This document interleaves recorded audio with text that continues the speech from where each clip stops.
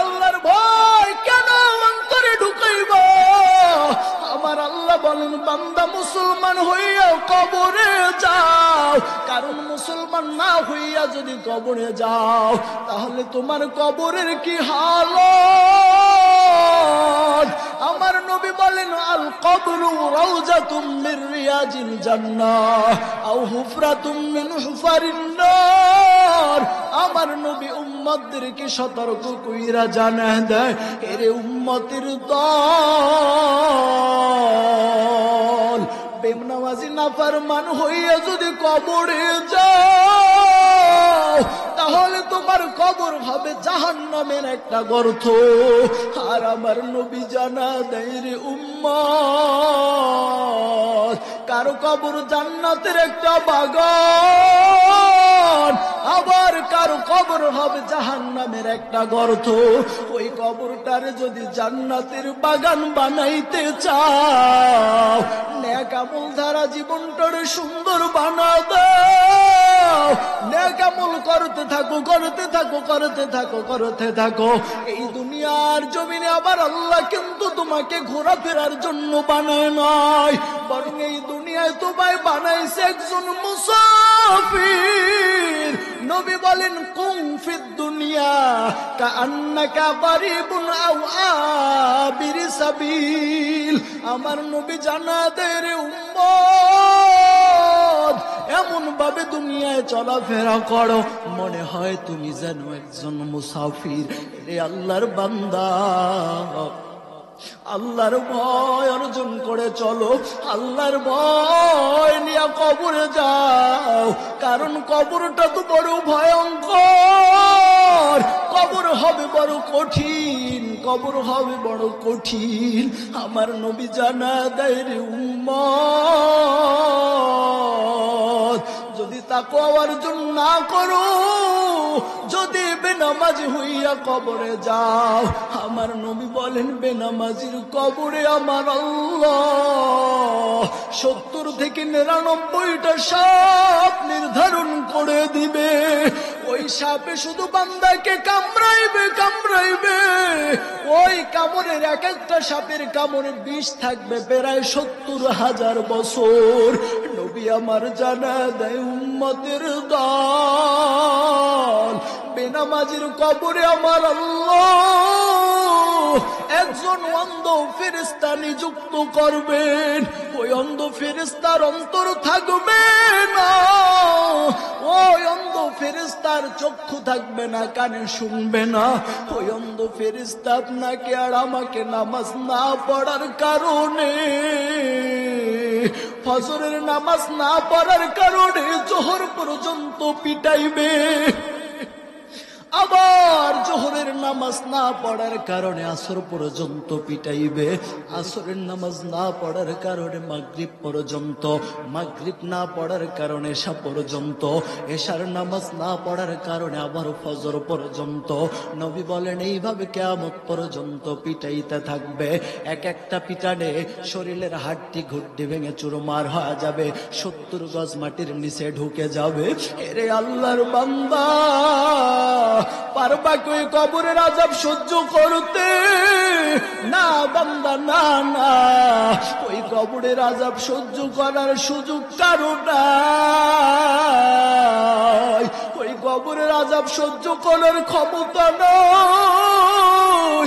এরে আল্লাহর বান্দা, এরপরে আবার খেয়াল করেন, দুনিয়ার জমিনে যদি আপনার ঘরে আগুন লেগে যায়, যদি আমার ঘরে আগুন লেগে যায়, আগুন লাগার কারণে আমাদের বন্ধু বান্ধব আইসা, ফায়ার সার্ভিস আইসা আগুনটারে নিভা দেয়, কিন্তু আল্লাহ না করুন, আল্লাহ না করুন, আল্লাহ না করুন, ওই 3.5 হাত কবরে যদি আযাব লেগে যায়, ওই 3.5 হাত কবরে যদি জাহান্নামের আগুন ঢুকে যায়, ওই আগুন নিবানোর তো কোনো শক্তি কারো নাই। ওই আগুন নিবানোর ক্ষমতা তো কারো নাই রে বাবা। এই কারণে অনুরোধ করে বলি রে আল্লাহর বান্দা, আল্লাহর ভয় অর্জন করে চলো, আল্লাহর ভয় অন্তরে ঢুকা দাও, আল্লাহর ভয় নিয়ে চলার চেষ্টা করো, চলার চেষ্টা করো, চলার চেষ্টা করো। কারণ এই দুনিয়ায় কেউ চিরকাল থাকতে পারবো না, সামান্য সময়ের জন্য এই দুনিয়ায় এসেছি, আবার চলে যাব, আখের ঠিকানা হবে আখেরাত, কবর, ঠিক কিনা? জীবনের মূল কষ্ট মায়ের প্রসব বেদনা, সাত আসমান সাত জমিন তখন মায়েরই মাথা।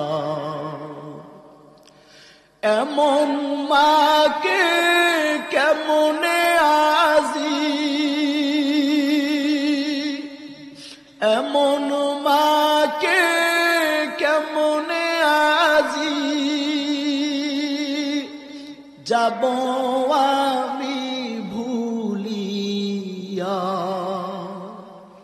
ও আমার প্রাণের মা, মাগো মা, কোথায় গেলে মোরে সারিয়া? জনম দুঃখী ইয়াতীম আমি, চাই না কেহ ফিরিয়া। আমি যখন ছিলাম আমার মায়েরই উদরে, চলা ফেরা করতেন যে মায় কত কষ্ট করে। আমার সুন্দর মুখ দেখে মায়ের, আমার সুন্দর মুখ দেখে মায়ের ব্যথা যায় যে হাসাইয়া। ও আমার প্রাণের মা, মাগো মা, কোথায় গেলে মোড়ে সারিয়া? জনম দুঃখী ইয়াতীম আমি, চাই না কেহ ফিরিয়া। পয়গম্বর ইউসুফ ডাক দেয়া কও, যুবক কে তুমি? তাহলে তোমার পরিচয়টা আগে দাও, তোমার পরিচয়টা পেয়ে নেই, এরপরে দেখি তুমি কি এমন অর্জন করেছো যেই অর্জনের কারণে তোমাকে বারবার খানা দেওয়া লাগবে।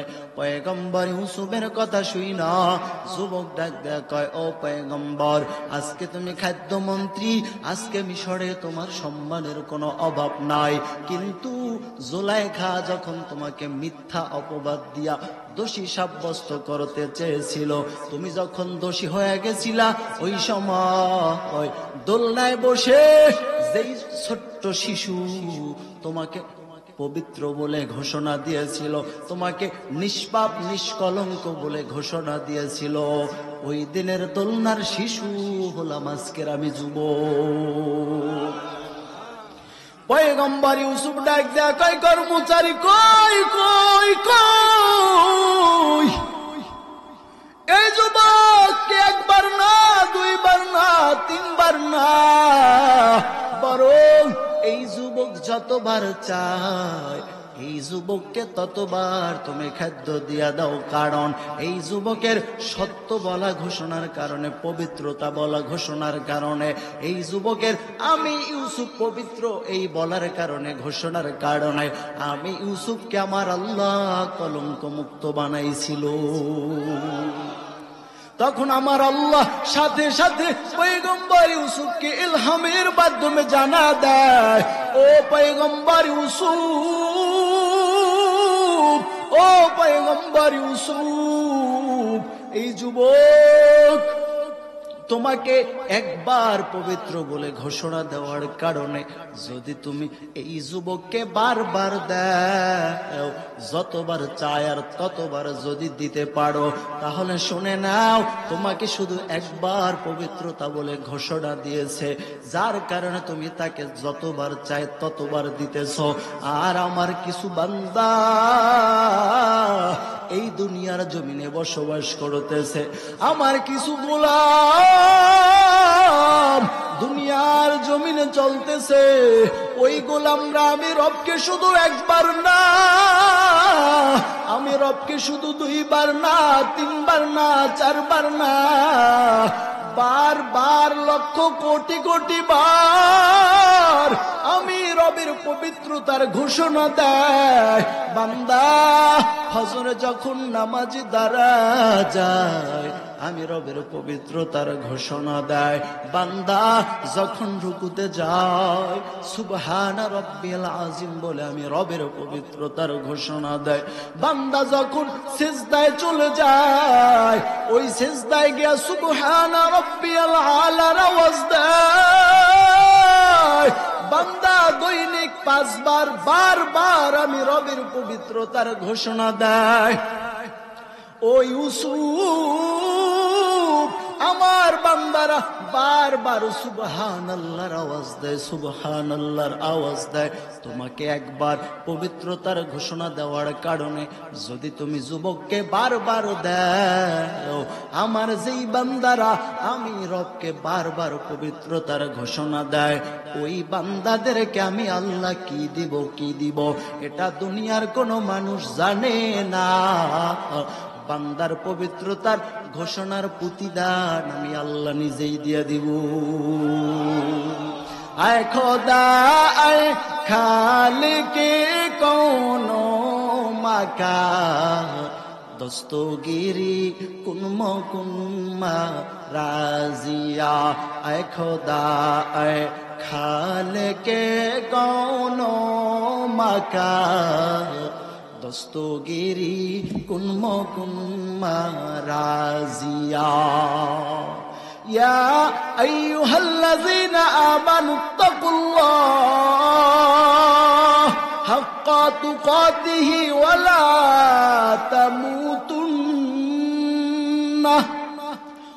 লা তামুতুন্না ইল্লা ওয়া আনতুম মুসলিমুন। আল্লাহু আকবার। ই কালামে জিন্দা কুরআনে হাকিম হিকমতে উলায়া জালসতোं কদিম জমিউল ইলমে ফিল কুরআনে হাকিম তাকাসরাত আনহু ওয়াফাহামুর রিজানে বখা কুরআন কালামুল্লাহ বশনো কাদিমাস্তি কাদিমাস্তি নয়নো। আমার আল্লাহ দুনিয়ার মানুষের জানায় দেয়, ও ইমানদারের আমি আল্লাহকে ভয় করো। কাকে? সবাই কথা বলেন কাকে? আল্লাহ বলেন ইয়া আইয়ুহাল্লাযীনা আমানুত্তাকুল্লাহ, ও ইমানদারেরা আল্লাহকে ভয় করো। এরপরে আল্লাহ পাক রব্বুল আলামিন জানায় দেয় হাক্কা তুকাতিহি ওয়ালা তামুতুন্না ইল্লা ওয়া আনতুম মুসলিমুন। আল্লাহ পাক বলেন আমি আল্লাহকে ভয় করো, ভয় করার মতন করো। এরপরে আল্লাহ কয় সাবধান, মুসলমান না হইয়া কোনো বান্দা মরিও না। তাহলে বান্দা আল্লাহকে ভয় করা দরকার আছে না নাই? জোরে বলেন। আল্লাহকে ভয় করা দরকার আছে। কেন ভয় করব? আল্লাহর নবী বলেন 4টা কাজ এমন আছে। কয়টা কাজ? 4টা কাজ আছে, যেই 4টা কাজ বান্দা করতে পারলে মর্যাদার স্থানে পৌঁছে যাবে। সুবহানাল্লাহ কোন? এক নাম্বার, বান্দা ঈমান বড় দামি একটা সম্পদ। ঈমান আনতে পারলে বান্দা মুমিন হয়ে যায়, ঠিক কিনা? যদি আপনি ঈমান আনতে পারেন মুমিন হয়ে যাবেন, ঠিক কিনা? দুই নাম্বার হলো ইসলাম। বান্দা যদি ইসলামটাকে গ্রহণ করতে পারেন আপনি মুসলিম হয়ে যাবেন, ঠিক কিনা? তিন নম্বরে তাকওয়া। আপনি তাকওয়া অর্জন করতে পারলে মুত্তাকি হয়ে যাবেন, এতে কোনো সন্দেহ নাই। চার নম্বরে ইহসান। বান্দা ইহসান করলে বান্দা মুহসিন হয়ে যাবে। জোরে বলেন সুবহানাল্লাহ। সুবহানাল্লাহর ফজিলত শুনছেন না? আমি বয়ানের আগে কিন্তু সুবহানাল্লাহর ফজিলত জানাই দিছি। এখন যদি না বলেন তাহলে আপনার ক্ষতি, ঠিক কিনা? এবার ঘুম আসতেছে নাকি? কে ঘুম আসছে? ঘুমাইলে কিন্তু জরিমানায় বাঁচবেন। এক বক্তা সাহেব বয়ান করে, কি করে? বয়ান করতেছে। এখন মাহফিল কমিটিরা বইলা দিছে, হুজুর মাহফিলে অনেক টাকা ব্যয় হয়েছে, পাশাপাশি মাদ্রাসা আছে, আপনি যদি পারেন কিছু কালেকশন করে দিবেন। কি করতে বলছে? কিছু কালেকশন করার কথা বলছে। হুজুর কয় ঠিক আছে। এখন হুজুর কিছুক্ষণ বয়ান করার পর কালেকশনের কথা বলতেছে। এখন দেখবেন অনেকে এমন আছে মাহফিল শুনতে আইসা বৈশা বৈশা ঘুমায়। এমন বান্দা আপনাদের রংপুরে নাই, আমাদের বরিশালে আছে, এখানেও আছে। তা এক আল্লাহর বান্দা বৈশা বৈশা ঘুমাইতেছে। এই বান্দা বৈশা বৈশা ঘুমাইছে তো না কেউ টান দিয়ে ফলাইছে।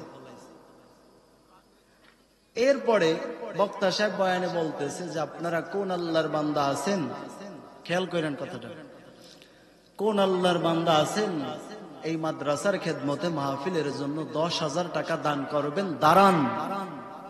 কে কইছে? দাঁড়াইতে কইছে, দাঁড়ান। এই যে দাঁড়াইতে বলছে, এটা একটু কাছে আইসা বলছে দাঁড়ান। এখন এই আওয়াজটা জোরে গেছে।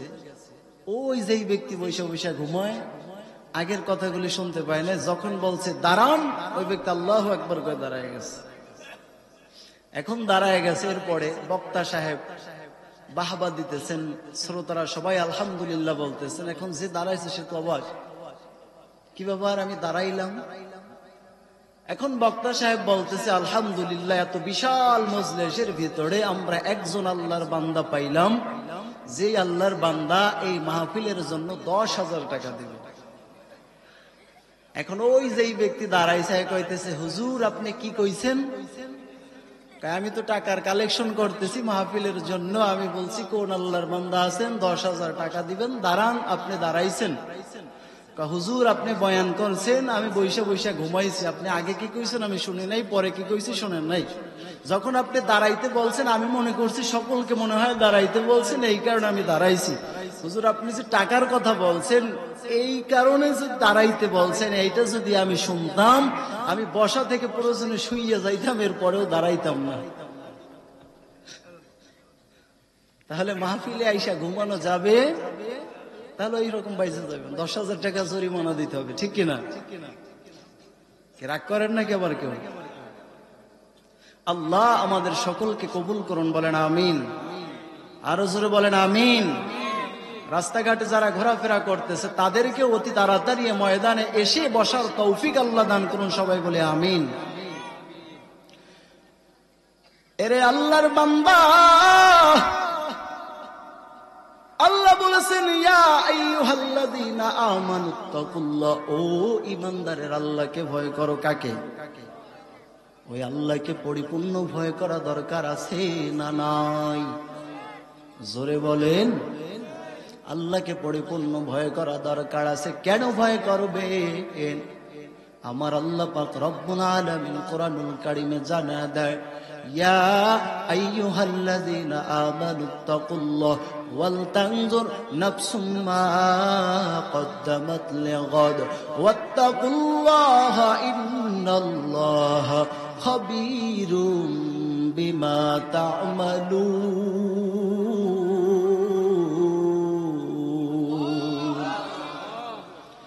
আল্লাহ বলেন বান্দা আমি আল্লাহকে ভয় করো কেন করবা অল তানজুর নাফসুম মা কদ্দামাত লিগাদ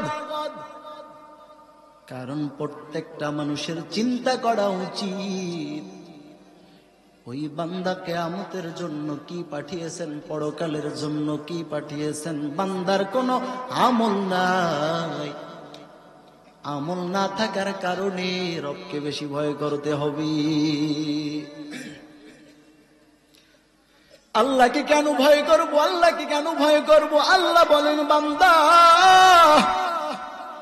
আমি আল্লাহকে ভয় করার কারণ আমি আল্লাহ বড় মহব্বত করে তোমাকে বানাইছি ঠিক কিনা আপনাকে আমাকে সৃষ্টি করেছেন কে আচ্ছা মানুষ বলো দেখি রাত্রি কেনে কালো চন্দ্র সূর্য কোথা থেকে পেল এত আলো পশু পাখি কয় না কথা মানুষ কেনে কয় বলো এসব মানুষ কেমন করে হয় দুধ কেনে সাদা হয় মরিচ কেনে ঝাল কাঁচা থাকতে আম সবুজ পাকলে হয় তালাল আমরা সবাই বাস করি ভাই এই দুনিয়ার অঙ্গে হাতের রেখা আর চেহারা মেলে না কারো সঙ্গে আর মেলে না কথার ভয়ে আঙ্গুলের টিপ আল্লাহ আমার সৃষ্টিকর্তা প্রমাণ হলো ঠিক আল্লাহ আমার সৃষ্টিকর্তা প্রমাণ হলো ঠিক আমাদের সৃষ্টিকর্তাকে তাহলে আপনাকে আমাকে সৃষ্টি করেছেন আমার আল্লাহ কত সুন্দর ভাবে সৃষ্টি করেছেন আমার আল্লাহ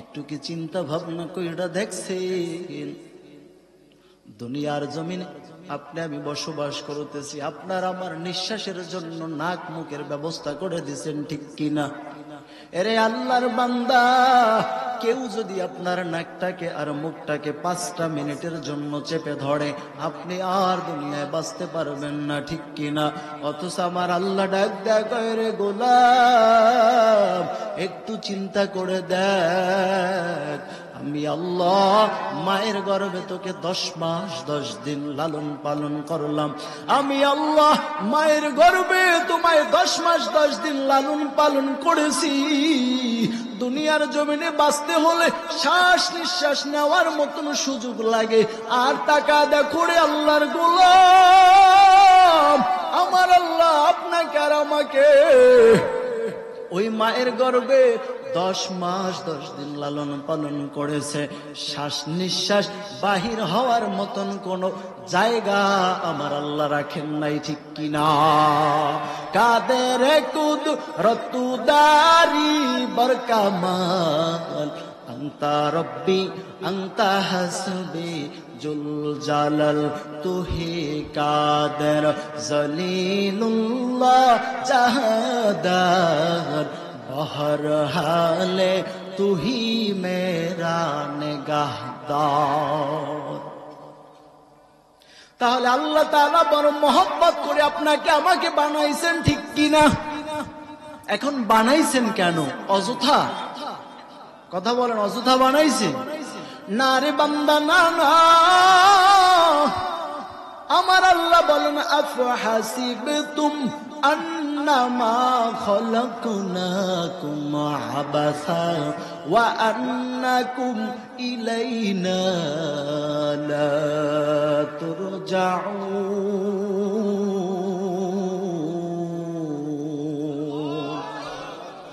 আমার আল্লাহ বলেন ও গোলাম কি মনে করেছো আমি আল্লাহ কি তোমাদেরকে বেহুদা বানাইছি না না বরং আমি আল্লাহ তোমাদের বেহুদা দুনিয়ায় বানাই নাই আমি আল্লাহ কেন বানাইছি বান্দা জানো নে ওয়ামা খালাকতুল জিন্না ওয়াল ইনসা ইল্লা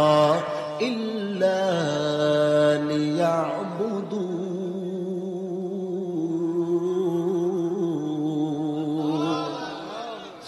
আমার আল্লাহ বলেন দুনিয়ার মানুষ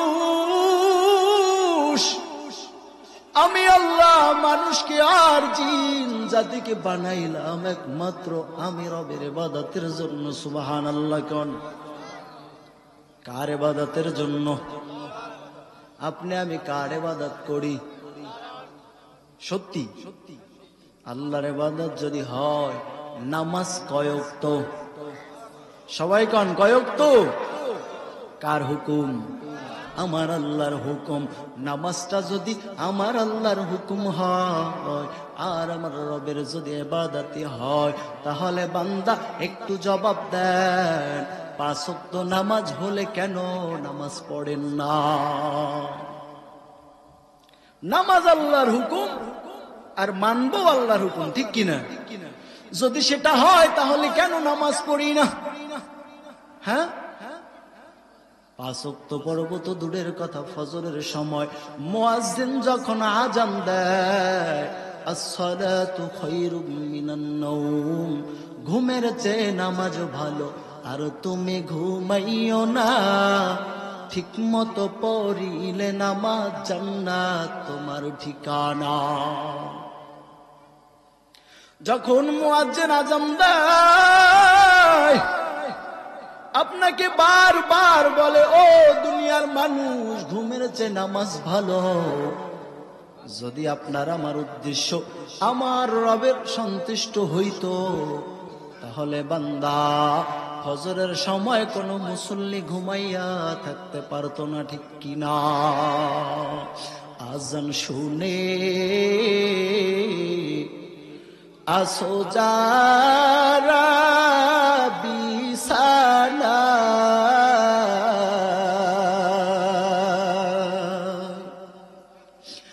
আজান শুনে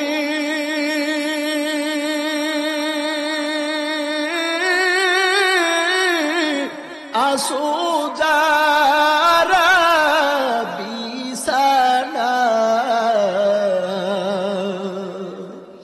তাদের জন্য কাঁদেন নবী মদিনায়, তাদের জন্য কাঁদেন নবী মদিনায়। সেই নবীর জন্য ও কি মায়া তোমার লাগে না,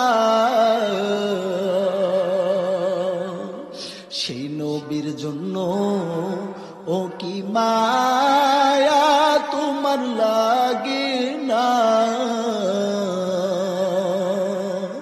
উম্মাত উম্মাত বইলা কাঁদে মদিনায়, উম্মাত উম্মাত বইলা কাঁদে মদিনায়। হায়রে উম্মাত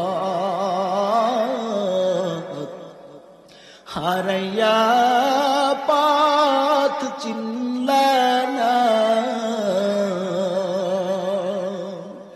হায়রে উম্মাত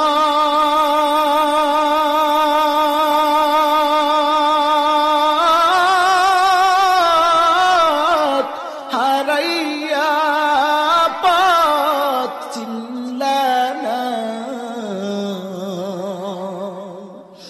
উম্মতের মায়াতে কাঁদে মদিনায়, উম্মতের মায়াতে কাঁদে মদিনায়। আজান শুনে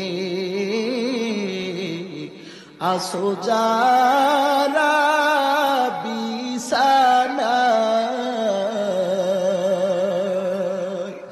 তাদের জন্য কাঁদেন নবী মদিনায়, তাদের জন্য কাঁদেন নবী মদিনায়। এরে আল্লাহর বান্দা, ওই আল্লাহকে ভয় করা দরকার আছে না নাই? আজকে আপনার আমার ভিতরে আমার আল্লাহর ভয় নাই। আজকে আল্লাহর ভয় না থাকার কারণে বান্দা গুনার দিকে দৌড়াই, গুনার দিকে দৌড়াই, গুনার দিকে দৌড়াই। আল্লাহর ভয় না থাকার কারণে নামাজ ছেড়ে দেই, আল্লাহর ভয় না থাকার কারণে অন্যের হক নষ্ট করি রে বাবা। যদি আল্লাহর ভয় থাকতো বান্দা গুনার কাজ করতে পারতো না, ঠিক কিনা? যদি আল্লাহর ভয় বান্দার ভিতরে থাকতো বান্দার জীবন চলে যাইতো, এরপরও বান্দা গুনার দিকে আগাইতো না। আজকে বান্দা গুনাও করি এরপরে নামাজও পড়ি, বোঝা গেল বান্দা আল্লাহকে যেমনি ভাবে ভয় করা দরকার তেমনি ভাবে ভয় করি না, ঠিক কিনা? অথচ আমার নবী বারবার আল্লাহর কাছে দোয়া করতেন, আল্লাহুম্মা ইন্নী আসআলুকাল হুদা ওয়াত তাকা ওয়াল আফাফা ওয়াল গিনা। আল্লাহর কাছে নবী বারবার বলতেন, আল্লাহ তুমি আমায় তাকওয়া দাও, ও আল্লাহ তুমি আমায় হেদায়েত দাও। এরে আল্লাহর বান্দা অথচ আল্লাহর কাছে তাকওয়া চাই না, আল্লাহর ভয় অর্জন করে বান্দা চলি না। এরে নবীর উম্মতের দল, কি মনে করছো দুনিয়ায় কি চিরকাল থাকবা? না না, এই দুনিয়ায় তো কেউ চিরকাল থাকতে পারে নাই, তুমিও পারবা না, আমিও পারবো না রে উম্মত। আমার নবী আম্মা জান আয়েশা সিদ্দিকাকে বলেন, আন আয়েশা সিদ্দিকা রাদিয়াল্লাহু তাআলা আন্না রাসূলুল্লাহ সাল্লাল্লাহু আলাইহি ওয়া আলিহি ওয়াসাল্লাম قال يا سمي رسول الله। এরে আল্লাহর বান্দা আম্মা জান আয়েশা সিদ্দিকাকে আমার নবী বারবার বলতেন, ও আয়েশা সামান্য গুনাহ থেকেও বেঁচে থাকো, কেননা কিয়ামতের ময়দান এত ভয়ঙ্কর, ওই ময়দানে সামান্য গুনাহ সম্পর্কে আল্লাহর কাছে হিসাব দিতে হবে। এরে আল্লাহর বান্দা তাকওয়া অর্জন করে চলো, তাকওয়া অর্জন করে চলো, কারণ তাকওয়ার বড় দাম, বড় দাম। যারা অর্জন করতে পেরেছে তারা দুনিয়ায় সম্মানী হয়েছে, ঠিক কিনা? তো আল্লাহকে পরিপূর্ণ ভয় করা দরকার আছে না নাই? এখন কেমন ভয় করব, কেমন ভয় করব? নবী আমার জানা দেয়, বনি ইসরাইলের 3 যুবক। কয় যুবক? খেয়াল করেন, কয় যুবক?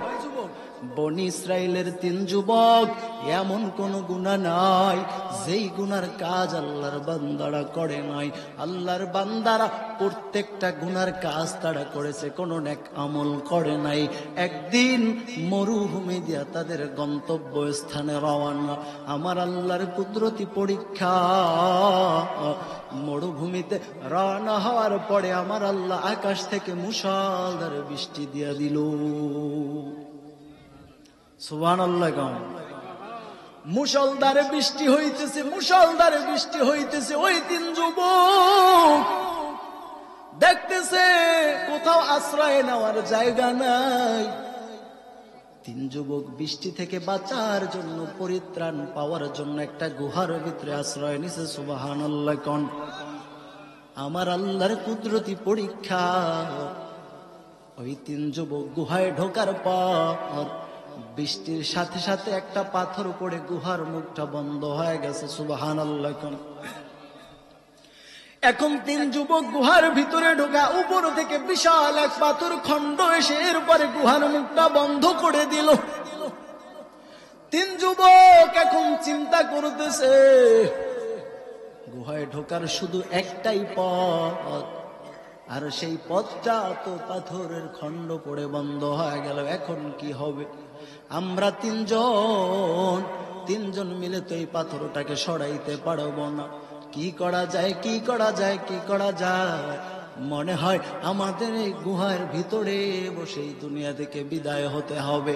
আল্লাহর বান্দা নিরুপায় হইয়া এরপরে আমার মাওলার স্মরণ করা শুরু করে দিল। এরে আল্লাহর বান্দা যতই বালা আসুক, মুসিবত আসুক, ধৈর্য ধারণ করব। কাকে ডাকবো? জোরে কোন? আল্লাহ বলেন, বান্দা আমি আল্লাহ তোমাদেরকে পরীক্ষা করব। ওয়ালা নাবলু আন্নাকুম বিশাইইম মিনাল খাউফি ওয়াল জু', ونقص من الأموال والأنفس والثمرات وبشر الصابرين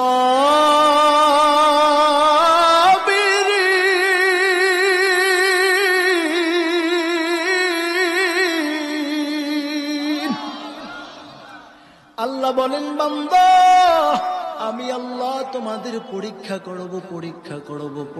করব। এই পরীক্ষায় যদি বান্দা তুমি পাশ করতে চাও তোমার ধৈর্য লাগবে। কি লাগবে?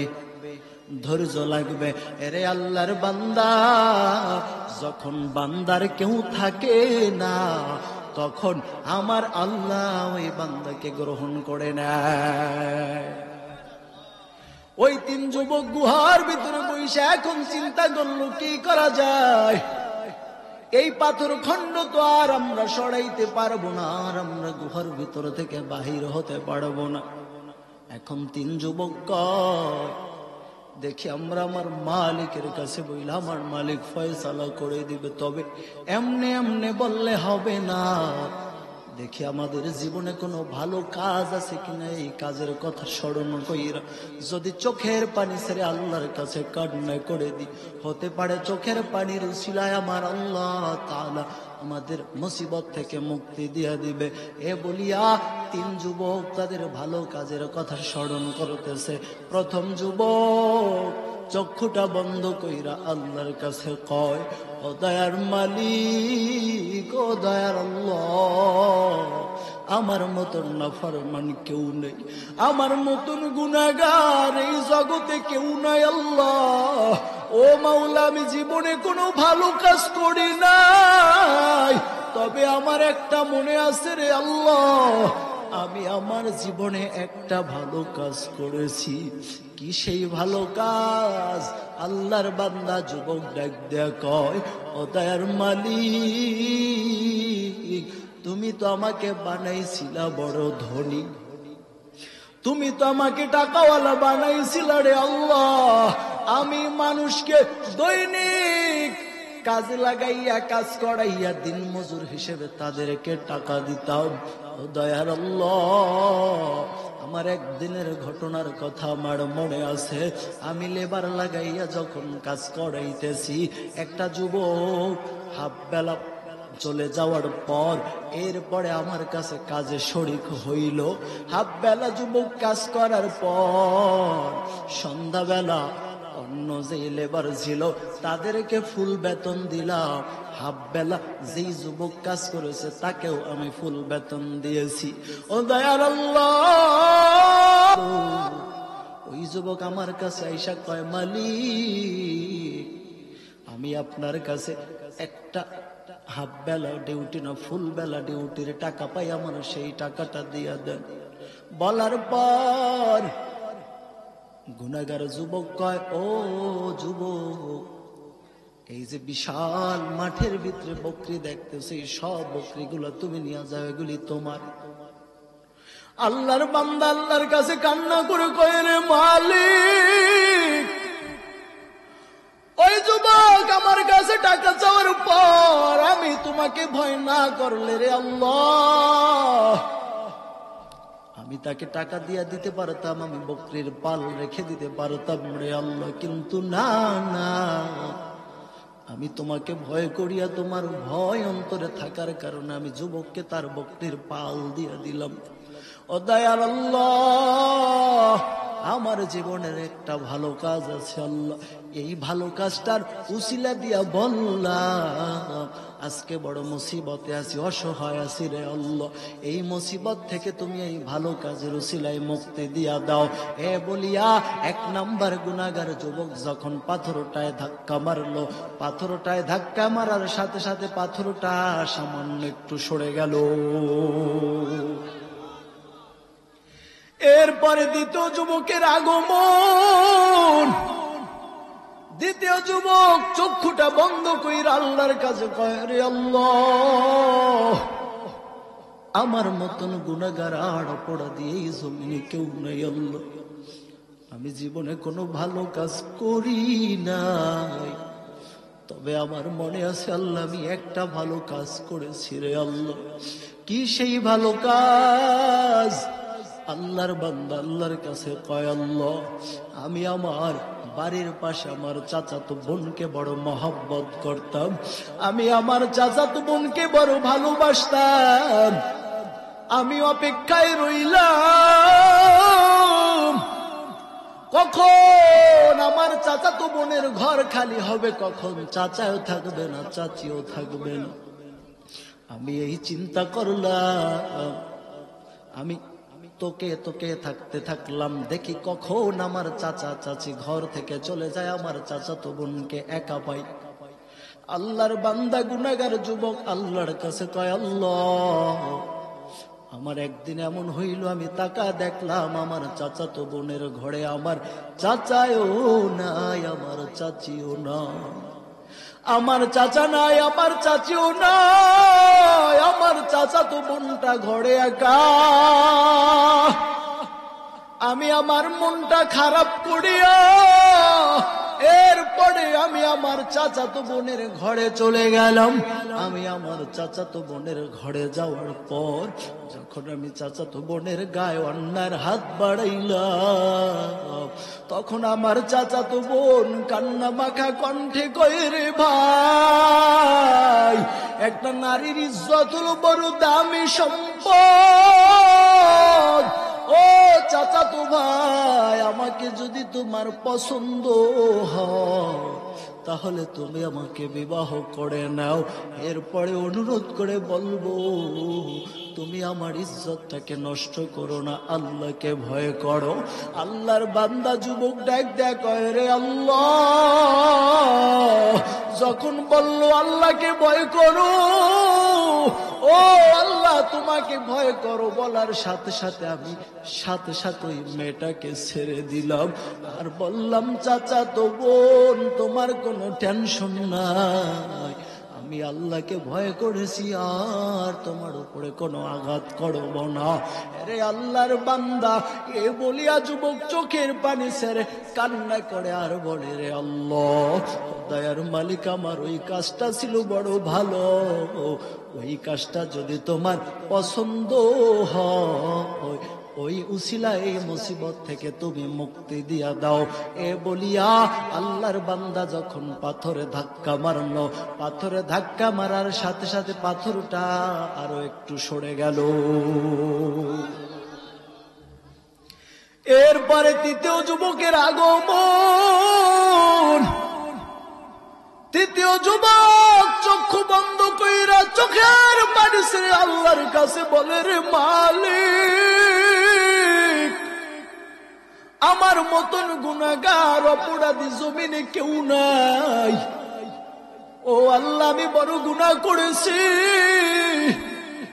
আমি বড় অপরাধ করেছি রে আল্লাহ, আমি জীবনে কোনো ভালো কাজ করি নাই রে আল্লাহ, তবে আমার মনে আছে আমি একটা ভালো কাজ করেছি। কি সেই ভালো কাজ? আল্লাহর বান্দা কয়, ও দয়ার আল্লাহ, আমি ছিলাম বড় গরীব, আমি মানুষের বাড়ি কাজ করতাম, কাজ কইরা কইরা কইরা কইরা সন্ধ্যাবেলা আমি খানা নিয়ে বাড়ি ফিরতাম, আমি আমার মাকে খাওয়াইতাম, বাবাকে খাওয়াইতাম, আমার পরিবারকে খাওয়াইতাম। আল্লাহর বান্দা যুবক আল্লাহর কাছে কয়, রে আল্লাহ, তবে আমি আমার মা বাবাকে বড় মহব্বত করতাম, আমার একটা নিয়ম ছিল, আমি সারাদিন কাজ কইরা সন্ধ্যাবেলা যখন যে খানা নিয়ে আসতাম, আমি ঘরে খানা নিয়ে আসার পর সর্বপ্রথম খানা আমি আমার মায়ের মুখে দিয়ে দিতাম, আমি সর্বপ্রথম খানা আমার মায়ের মুখে দিতাম। এটা ছিল আমার মায়ের প্রতি আমার ভালোবাসা, আমার মায়ের প্রতি আমার মহব্বত। একদিনের ঘটনা আল্লাহর কাছে আল্লাহর বান্দা যুবক কয়, রে আল্লাহ, আমি একদিন কাজ কইরা আসতে বড় দেরি হয়ে যায়, গভীর রাত্র হয়ে যায় রে আল্লাহ, আমি আইসা দেখতেছি আমার মা না খাইয়া অবস্থায় ঘুমায় গেছে। আমি আসার পর আমার সন্তানরা আমার পায়ের কাছে গড়াগড়ি খায় আর বলে, ও বাবা আমাদেরকে খানা দাও, আমাদের পেটে বড় ক্ষুধা লেগেছে, আমাদেরকে খানা দাও। তবে আমি আমার সন্তানদেরকে খানা দিলাম না, কারণ আমার নিয়ম অনুযায়ী যতক্ষণ পর্যন্ত আমার মাকে খানা দিতে পারবো না, ততক্ষণ পর্যন্ত আমি আর কাউকে খানা দিব না। এরে আল্লাহর বান্দা, এটাও তো মায়ের প্রতি ভালোবাসা। মা যে কত দামি, মা যে কত সম্মানী, যার মা নাই সে বুঝে মা যে কি জিনিস। যার মা হারাইছে সে বুঝে মা কত দামি সম্পদ। যার মা নাই তার কাছে জিজ্ঞাসা করো মা কি এমন দামি সম্পদ। তার ভিতর থেকে দেখবা জবাব আসবে। দুনিয়ার টাকা পয়সার অভাব নাই, ক্ষমতার অভাব নাই, সম্মানের অভাব নাই, কিন্তু একটাই অভাব, মায়ের অভাব। টাকা পয়সা না থাইকাও যদি আমি আমার মাকে পাইতাম, আমি আমার কলিজাটা ঠান্ডা করতে পারতাম। ও রংপুরের মুসলমান, আজকে যার মা বেঁচে আছে, বাবা বেঁচে আছে, তাদের খেদমত করো, কারণ মা বাবা বড় দামি সম্পদ, হারা গেলে আর পাইবা না। নবী বলেন ওই ব্যক্তি ভাগ্যবান যার মা বাবা বেঁচে থাকলো, খেদমত করে জান্নাতের মালিক হয়ে গেল। সুবহানাল্লাহ বলেন। ওই গুনাহগার যুবক সব গুনাহ করেছে, কিন্তু মা বাবাকে বড় মহব্বত করেছে রে বান্দা। আজকে জমিনে এমন সন্তান আছে যারা মা বাবার কথা ছাড়া চলে না, মা বাবাকে মহব্বত করে, এমন সন্তান আছে না নাই? জোরে কন। আর তাকা দেখেন যারা মা বাবাকে সম্মান করে, মা বাবাকে মানে, ওদের প্রতি আমার আল্লাহ রহমত নাজিল করে দেয়। আবার বাংলার জমিনে এমন সন্তান আছে, এই কিছুদিন আগে ফেসবুকে দেখলাম কত বড় কপাল পোড়া নেমক হারাম শয়তান, মাকে জবাই করে হত্যা করে ফ্রিজের ভিতরে রেখে দিছে। এমন কপাল পোড়া সন্তান আছে না নাই? আপনাদের বগুড়াই তো মনে হয়। হ্যাঁ, এরে আল্লাহর বান্দা,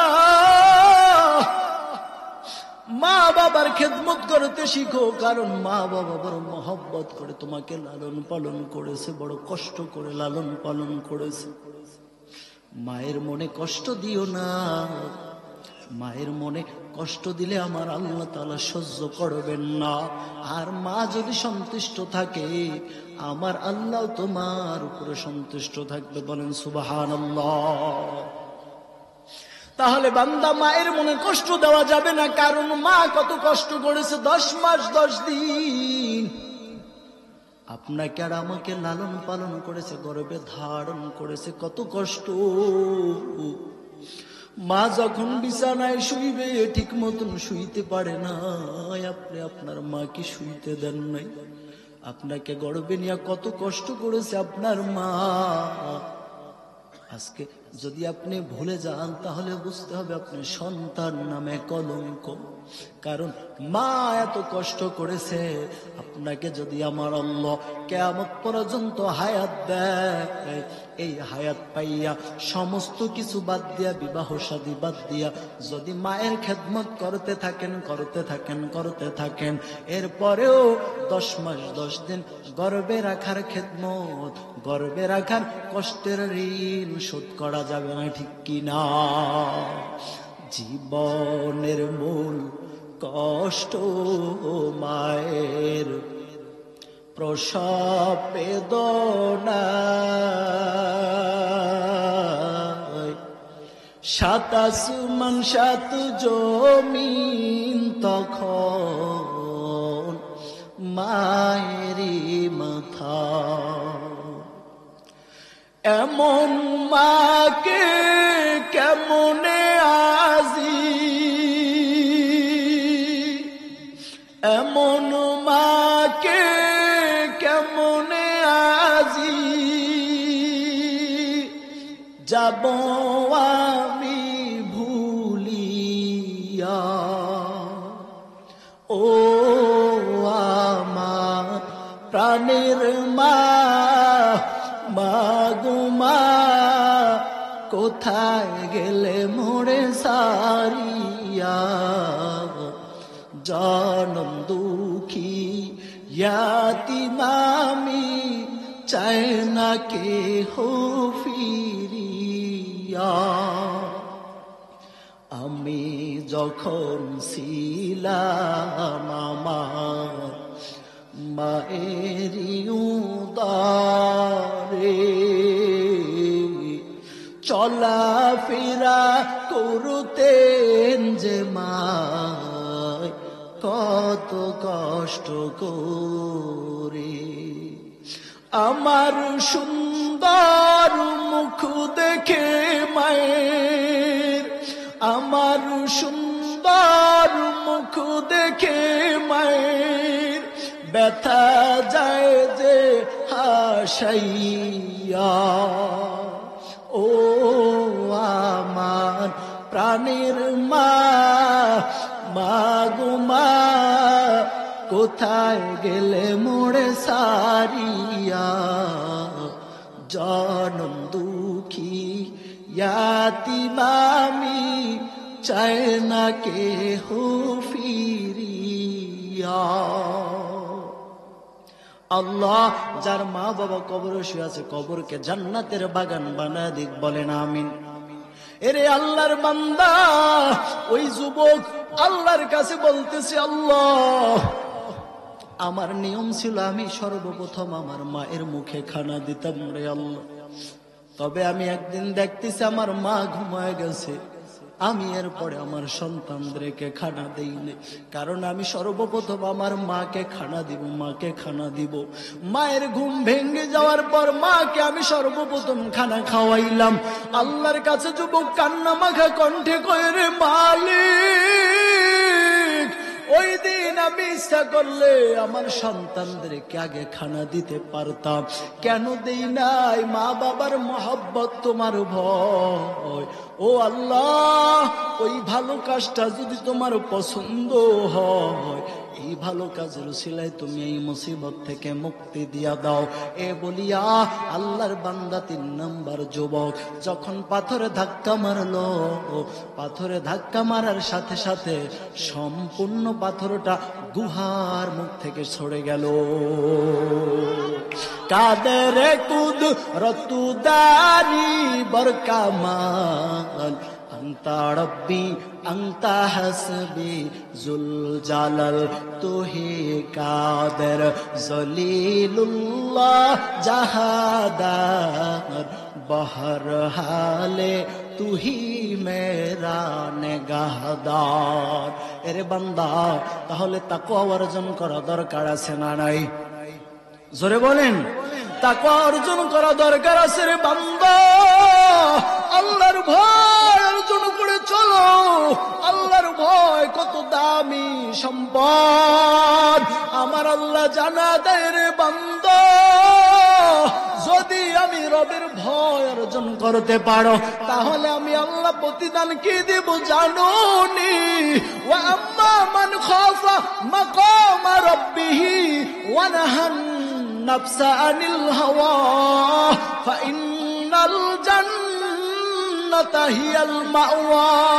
আল্লাহ বলেন, ও দুনিয়ার বান্দা, যদি তাকওয়া অর্জন করে চলতে পারো, আমি আল্লাহকে ভয় করে যদি তুমি চলো, খেয়াল খুশি মতন যদি না চলো, আমি আল্লাহ তোমাদেরকে জান্নাত দিয়া দিব, জান্নাত। এরে বান্দা, তাকওয়া অর্জন করেন, তাকওয়া অর্জন করো, আল্লাহর ভয় অন্তরে ঢুকায়া দাও, আল্লাহর ভয় অন্তরে ঢুকা দাও, ঢুকা দাও।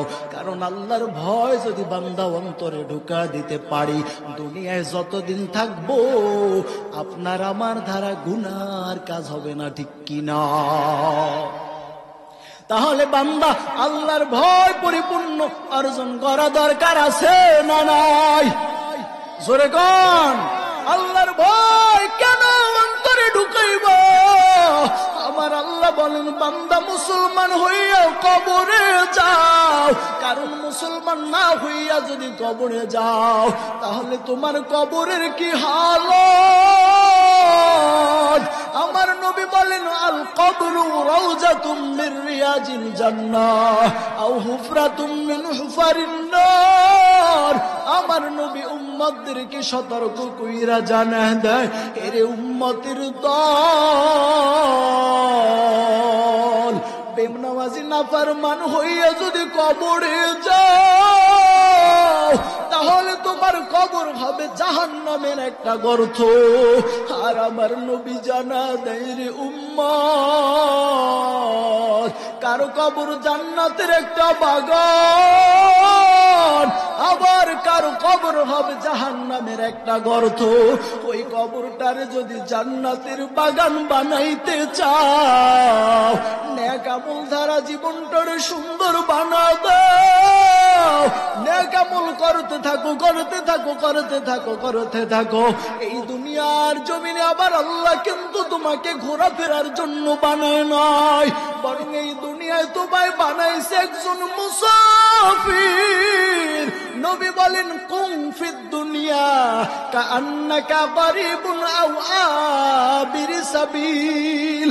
আমার নবী জানা দেয়, রে উম্মত, এমন ভাবে দুনিয়ায় চলাফেরা করো মনে হয় তুমি যেন একজন মুসাফির।